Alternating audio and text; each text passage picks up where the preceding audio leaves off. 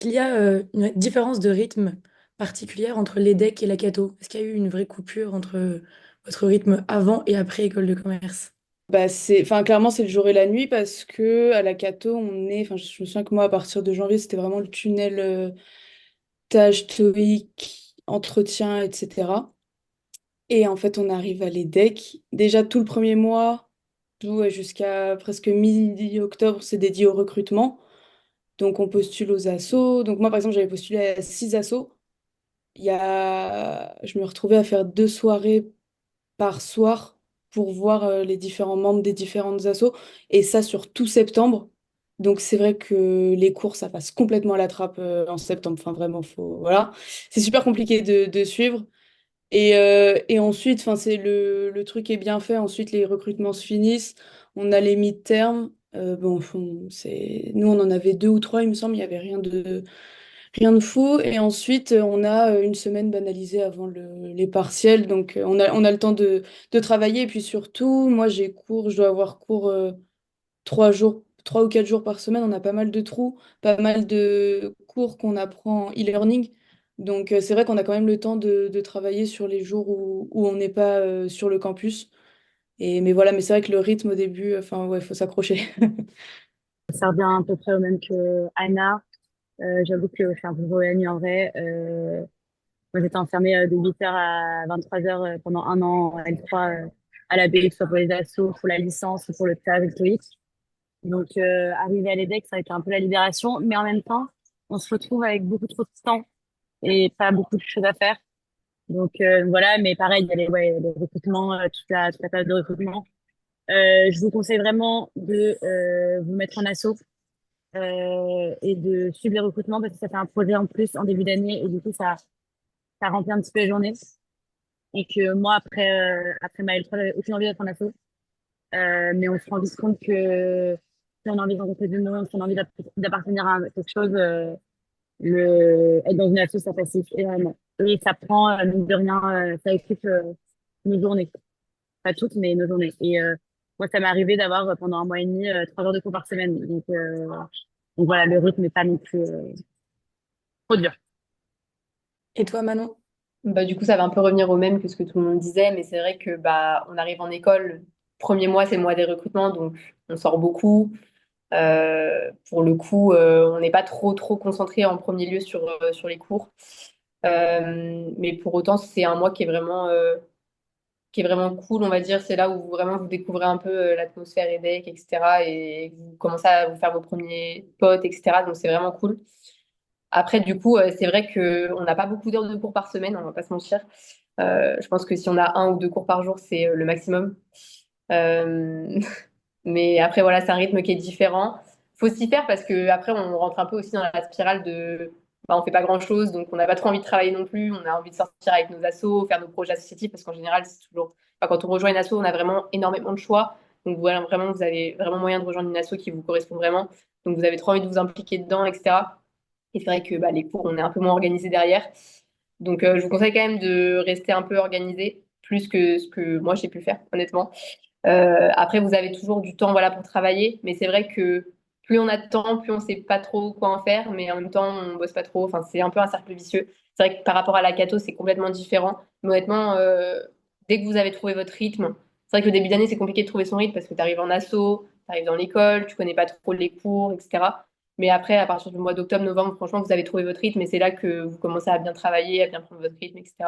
Autant avec vos assos qu'avec vos cours. Donc voilà. Et surtout, du coup, un petit conseil pour ceux qui vont à l'EDEC, ne vous mettez pas à Roubaix. Vous passez tellement peu de temps sur le campus que être à Roubaix, en fait, c'est hyper handicapant parce que toutes les soirées se font à Lille et c'est quand même à 1 heure du campus. Donc, si vous voulez pas être sans logement et dépendre de tout le monde les soirs, vous avez vraiment d'être à Lille. Et en plus d'avoir du temps, vous avez le temps d'avoir un job étudiant, donc ça peut aussi compenser le temps et l'argent que vous coûte. Parfait. Merci beaucoup pour le petit conseil. Et ma dernière question avant de passer la main. Après avoir été admis, comment s'est passée votre intégration et qu'avez-vous pensé du campus de l'EDEC? Est-ce qu'il était à la hauteur de vos attentes, peut-être? Alors, si je dis pas de bêtises, l'intégration elle commence la dernière semaine d'août. Mais en gros, il y a 2 semaines vraiment dédiées à l'intégration. C'est-à-dire qu'on rejoint un groupe Facebook et ils disent, bah voilà, là on est au Club Trotter, Donc les assos organisent des events un peu à droite à gauche et on vient et comme ça nous permet de découvrir les assos, de découvrir les nouveaux arrivants, que ce soit les pré-masters ou les AST ou les M1 qui étaient déjà là, enfin, voilà. Et ensuite, bien sûr, bah, il y a un Way organisé. Nous, c'était en septembre. Début septembre, bon, voilà, le Way classique, très, très fun. Peu de sommeil, mais super fun. Et on se sent vraiment intégré parce qu'en tant qu'AST, on peut y avoir le côté, bah, on n'a pas fait de prépa, donc on ne mérite pas l'école de commerce. Enfin, tout le blabla habituel, et pas du tout. Et je sais pas si c'est fait exprès, mais dans tous les travaux de groupe où je me suis retrouvée, j'avais toujours un ou deux AST avec moi. Et j'ai l'impression qu'ils essayent vraiment de mixer, même dans nos classes, on a des AST un peu partout, donc on se sent pas du tout, on se sent vraiment super intégré, et c'est très cool.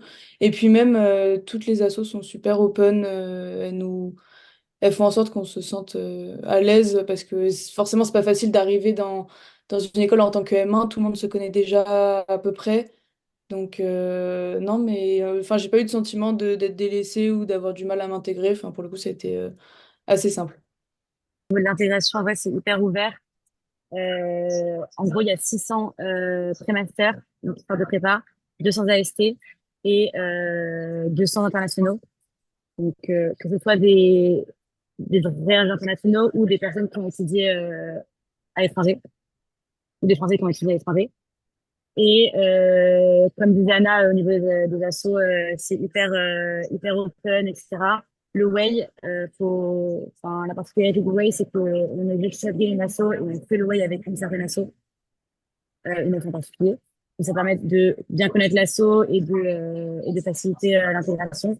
Après, on a ST, et faut aussi avoir en tête que il y a du coup des passes limitées parce que on est là qu'un an.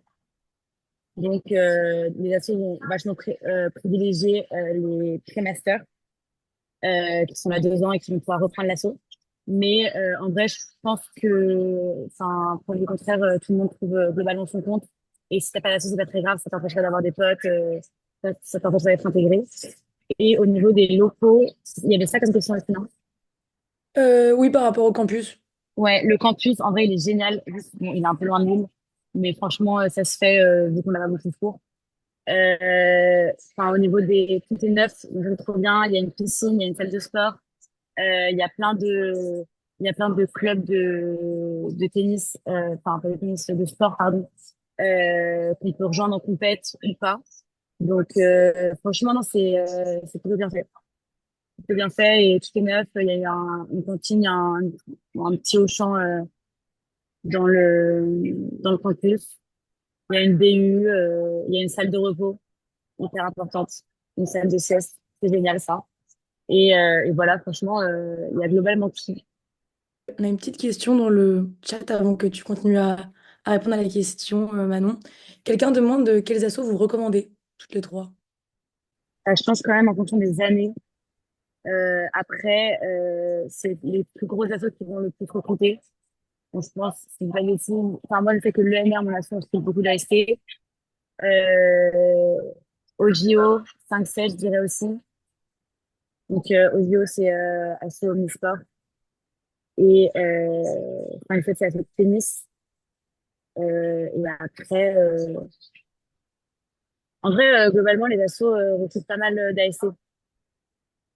Enfin, ouais. Enfin, je sais pas si vous êtes d'accord les filles, mais Bah, je crois que l'ENR, c'est quand même la seule qui recrute le plus d'ASC. bah, j'ai l'impression que, enfin, dans tous les cas, il y aura forcément beaucoup moins d'AST que de pré-master. Moi, l'asso que j'ai rejoint, donc c'est Sunset, c'est sur toute la vie méditerranéenne. Ils ont recruté 25 personnes cette année, il y a 6 AST, quoi. Donc, il y a des AST, mais ça reste bien sûr une minorité parce que, bah, comme le disait Amélie, l'année prochaine, on est en césure et eux, ils ont besoin de première, enfin, de PM pour reprendre l'assaut l'année d'après, quoi. Coup, par rapport à tout ce qui est recrutement, etc., honnêtement, les recrutements de début d'année, ils sont assez bien faits dans le sens où ils s'étendent vraiment longtemps. Donc, même si vous n'arrivez pas un peu en avance sur l'île, vous avez toujours le moyen de vraiment vous intégrer extrêmement bien. Enfin, Anna l'a bien dit, Les assos, en fait, elles organisent des choses tous les soirs, littéralement. Donc, pour rencontrer plein d'assos, vraiment, c'est le top. Profitez de ce mois-là, c'est là où vraiment vous allez le mieux vous intégrer. Moi, j'ai pas trop senti, pareil comme Anna, de différence AST, pré-master, etc. Après, pour ce qui est vraiment rentré en asso, bah, toutes les assos prennent des AST. Après, il y en a qui en prennent plus que d'autres, mais je pense que c'est surtout ouais, les grosses assos, comme les filles ont dit. Moi, perso, je suis à Gourmedec, donc du coup, asso culinaire. Je pense que sur 19 on doit être 7 ou 8 AST, donc c'est quand même, on est quand même beaucoup d'AST. Et après, pour le campus, honnêtement, bah, effectivement, il est un peu loin de Lille. Mais pour le coup, il est hyper grand, on a tout ce qu'il faut, donc profitez-en. Il y a vraiment des salles de sport. Vous pouvez aussi bien faire des cours collectifs, il y a des profs, que faire voilà, louer des salles et faire votre cours de votre côté, etc. Donc voilà. La différence que vous avez ressentie entre bah, vous venant d'AST, je sais qu'on vient déjà de pas mal en parler, mais la différence que vous avez ressentie entre vous, AST, et les étudiants issus des prépas classiques. Bah non, bah ouais, moi c'est ce que j'ai dit, on se sent assez intégré, il y a une certaine homogénéité dans les classes, c'est cool. Et puis même au niveau des techniques de travail, les prépas sont très, enfin on sent un côté très scolaire. Et les AST, je trouve en fait on est plus adapté à ce système de cours magistral sans avoir besoin d'être évalué en permanence comme on peut avoir en prépa avec l'école, etc. On n'a pas besoin de ça pour bosser, pour se motiver, pour s'organiser. Donc, non, au niveau du travail, enfin, ça change. Personnellement, je trouve que ça change rien du tout le fait d'avoir fait une prépa ou non. Et puis, bah oui, c'est ce que je disais, pour le coup, il n'y a pas de différence, il n'y a pas de clan AST, enfin anti-AST, etc., quoi. Moi, si je pouvais dire un truc, enfin, je suis pas hyper d'accord sur les travaux de 10. Moi, j'ai vraiment ressenti, ce truc où on vient de la Cato, on a eu l'habitude de faire tous ces projets de groupe, donc on a eu l'habitude de s'adapter, de, euh, de prendre en considération le temps que ça pouvait nous prendre et d'être organisé, alors que les prépas qui ont plus de facilité dans leur méthode de travail vont surtout se prendre au dernier moment. Et du coup, moi, c'est un truc que j'ai pas trop aimé, parce que du coup, en fait, il n'y a pas du tout cet équilibre dans le travail, on est toujours à courir derrière les gens pour qu'ils fassent leur taf à temps. Est-ce que Manon, tu veux prendre la parole le temps on récupère Amélie? Ouais, pas de souci. Bah, en gros, ouais, en fait, Amélie, elle a un peu raison sur le fait que les PM aussi, faut se rendre compte que ça fait déjà 1 an qu'ils sont dans l'école. Eux, ils ont pris des responsabilités dans les assos. Parce que qu'on soit AST ou PM, quand on rentre à l'EDEC, on est considéré comme des premières années, même si en soi, on est en Master 1 comme les PM, du coup, qui sont passés en M1 après. Mais on est quand même considéré comme des premières années, donc on n'a pas de responsabilité particulière dans l'asso. Alors que c'est vrai que les prémasters, eux, ont des responsabilités. Il y en a qui sont présidents d'asso ou qui ont des postes à responsabilité. Donc, du coup, ils sont hyper focus sur leur asso. Et c'est vrai qu'il y en a qui bah, délaissent un peu le travail pour leur asso, on va pas se mentir. Et ont aussi un peu tendance à s'y prendre à la dernière minute. Je trouve que nous, effectivement, les AST, on a de manière générale peut-être un peu plus, je sais pas, la rigueur et la volonté de plus travailler, alors que voilà, ils ont un peu pris déjà leur rythme à l'EDEC, etc. Donc c'est vrai qu'on leur court un peu après parfois. Mais ça dépend vraiment, enfin, c'est une généralité, ça dépend vraiment des gens. Il y a des PM qui vont beaucoup travailler, comme des prépas qui vont pas travailler. Franchement, ça dépend vraiment des gens sur qui vous tombez.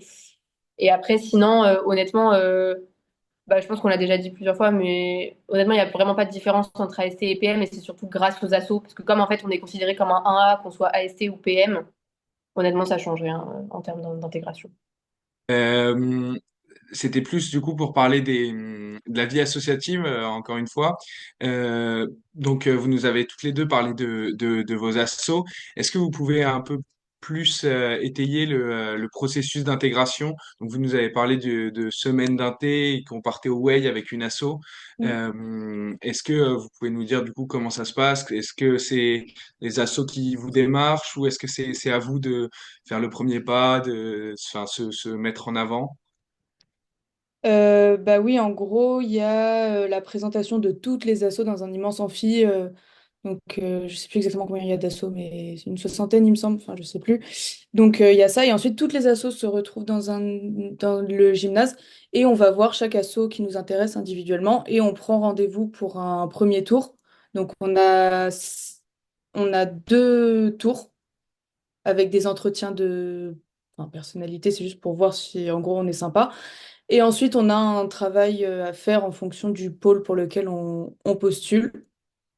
Et voilà, donc moi j'avais postulé à 6 assos. En vrai, prenez-en 4 minimum et faites en fonction. Et puis, dans tous les cas, en fait, au début, on est super stressé parce qu'il y a énormément de choix. Et vous vous rendrez compte petit à petit que vous choisirez pas l'asso qui vous intéresse le plus, mais plutôt l'asso dans laquelle vous vous sentez le mieux. Même si le projet n'est pas celui que vous vouliez dès le début, en fait, c'est vraiment une question de, de feeling avec les personnes. Et le fait que les recrutements soient sur un mois et demi, ça permet de vraiment rencontrer les personnes et de choisir des gens qui ressemblent à enfin, à la génération de l'asso. Donc ça rend le truc super cool parce qu'après on se retrouve avec une famille. Enfin nous dans l'asso du coup que j'ai intégré, on est 50 et c'est super sympa parce que voilà, en plus on organise des événements. En fait on est basé sur tout ce qui est le monde méditerranéen. On organise un voyage en fin d'année all inclusive avec on sera 110 EDEC. Donc là, voilà, donc on part en Crète avec 110 personnes, c'est super sympa. Et tout au cours de l'année, il y a toujours des events en boîte pour voilà, parler de la destination, etc. ou même présenter certains pays. Et donc voilà. Mais ouais, le recrutement, enfin, le processus est long. Et si j'ai un conseil, c'est enfin, c'est un peu relou, mais forcez-vous à aller aux soirées. Je sais que c'est bizarre à dire comme ça, surtout pour des gens en école de commerce, mais vraiment, vous en pourrez plus. Enfin, c'est atroce. Mais forcez-vous parce qu'en vrai, à la fin, vous passez un bon moment, vous apprenez à connaître les gens. Et puis même si vous n'êtes pas pris dans l'asso, enfin, c'est pas du tout personnel, c'est juste que voilà, genre vous fitez mieux avec une autre asso. Et dans le pire des cas, si vous n'avez aucune asso, il y a un troisième tour parce qu'il leur manque toujours des. Enfin, je sais que cette année, il y avait des assos qui cherchaient des AST filles, par exemple, parce qu'ils essayent de respecter les quotas quand même. Donc voilà, il y aura toujours un troisième tour. Et puis ce que disait Amélie, c'est pas non plus dramatique si vous n'avez pas d'asso. Même si c'est quand même beaucoup mieux. Enfin, vous verrez de toute façon en arrivant à l'EDEC l'importance de la vie associative, quoi. Pour finir, plus du coup là pour parler de l'admission que vous feriez si on est déçu de ces concours. Est-ce que faire un M1 dans une fac pour ensuite essayer d'intégrer typiquement les decks en bac plus 4, ça vous semble possible et être une bonne idée? Franchement, honnêtement, faut savoir un truc au concours, c'est que rien n'est jamais joué d'avance, hein. Faut savoir qu'à l'EDEC, vous allez avoir une note de dossier qui va pas être terrible. Enfin, vous connaissez pas votre classement d'admissibilité, vous le connaissez après les résultats finaux. Mais il faut savoir que même si vous êtes extrêmement mal classé, on va dire de base sur votre dossier, vous pouvez tout rattraper aux euros. Donc vraiment, ne partez jamais défaitiste. Vraiment, vraiment. Je crois que j'étais classée 500 et quelques sur presque 600 admissibles et j'ai tout rattrapé aux euros. Donc vraiment, déjà, rien n'est jamais perdu. Donnez tout. Après, si vous êtes déçu, que vous n'avez pas les écoles que vous voulez, oui, c'est envisageable clairement de faire un master 1 dans une fac et après de repasser les concours AST.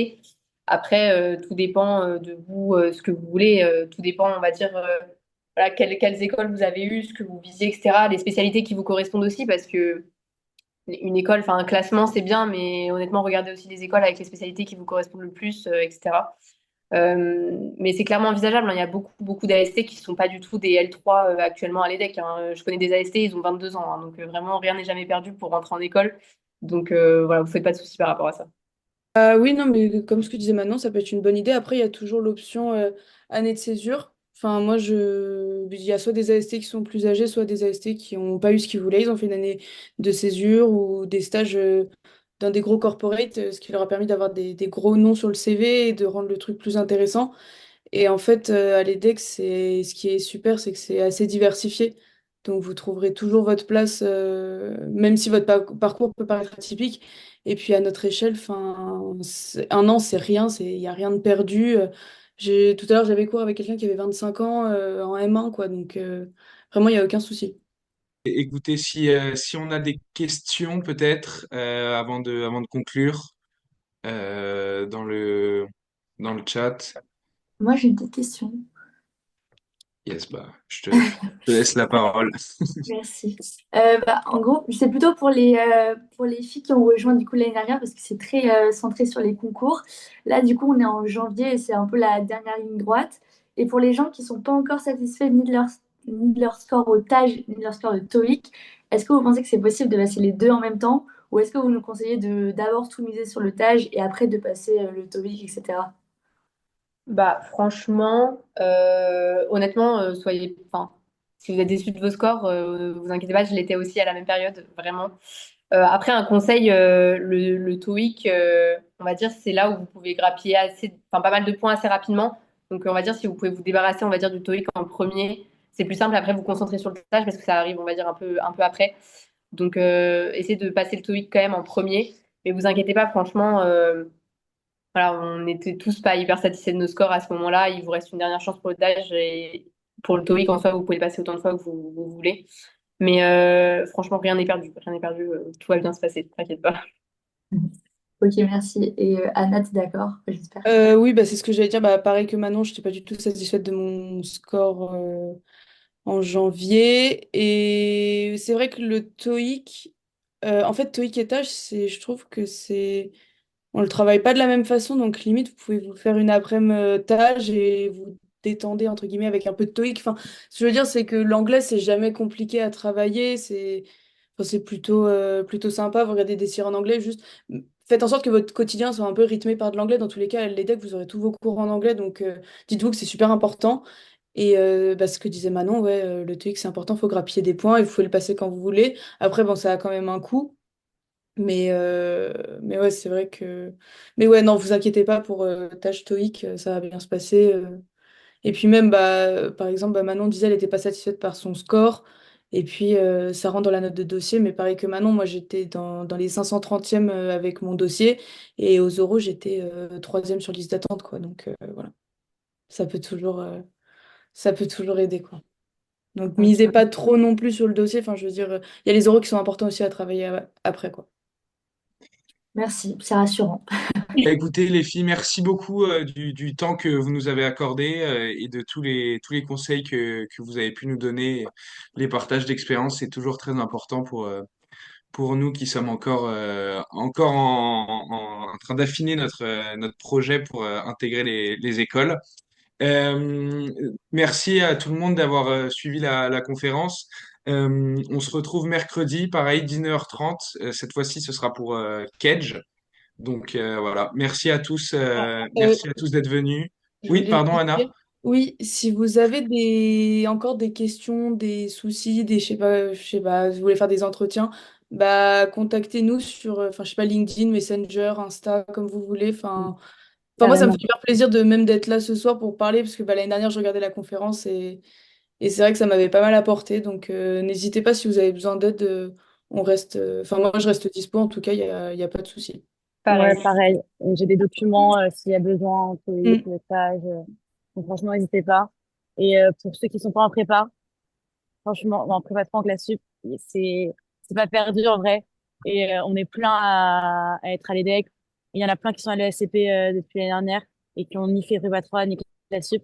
Donc en vrai, faut pas désespérer. Il faut juste là, les 2 derniers mois, se donner à fond et bon, c'est 2 mois un peu durs, mais et après, c'est fini quoi. Et vous serez content de vous. Bah, merci encore. On a vos noms, prénoms qui sont affichés sur le post, sur le compte Instagram de Prépalumni. Donc si les personnes qui nous écoutent veulent pouvoir vous joindre sur LinkedIn, ils peuvent trouver vos contacts là-bas. Voilà, donc merci à tous. Et puis du coup, on se retrouve mercredi.